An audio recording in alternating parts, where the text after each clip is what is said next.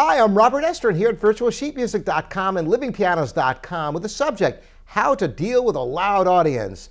You know, as performers, we all have a certain amount of ego. And if you go out and people aren't paying attention, it's pretty insulting. So how do you deal with such a thing? Well, this is not such an easy question, and there are different facets to it we're going to cover today.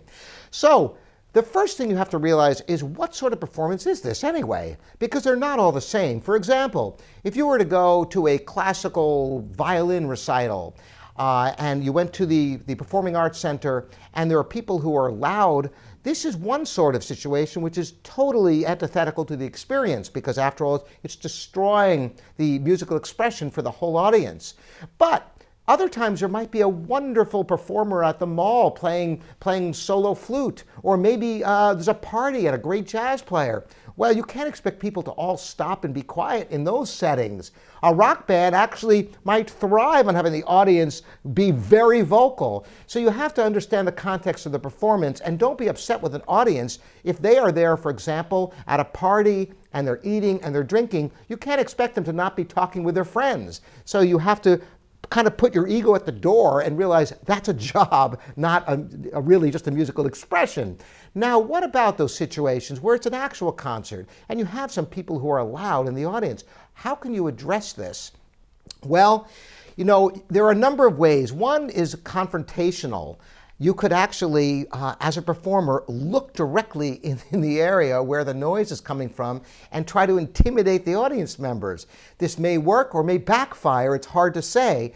And the last thing in the world you want to do is make the distraction of the audience even bigger by making some kind of dynamic between the factions of the audience and yourself. Another method that I really love to utilize in a situation like that is when you come to a quiet section and people are making noise, play even quieter. That's right. As counterintuitive as it seems, it draws people in because it gets quieter and the people around who can't hear it, they'll be incensed and they will shut those people up in short order because they're there to listen to the music. So sometimes saying things quietly makes people pay more attention. So it is with your music. So you can choose. It depends upon the dynamic. All audiences are different. All playing experiences are unique. So realize the situation that you are in and what is appropriate. If you have some member or members, you know, you don't want to start a feud with your audience and get into it with them. If it's just one annoying person, you might get people to help you, to collude with you, to try to quiet people down so the rest of the audience can enjoy it.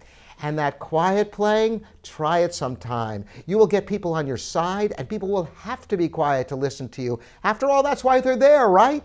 All right, well, thanks for joining me, Robert Estrin, here at virtualsheetmusic.com and livingpianos.com.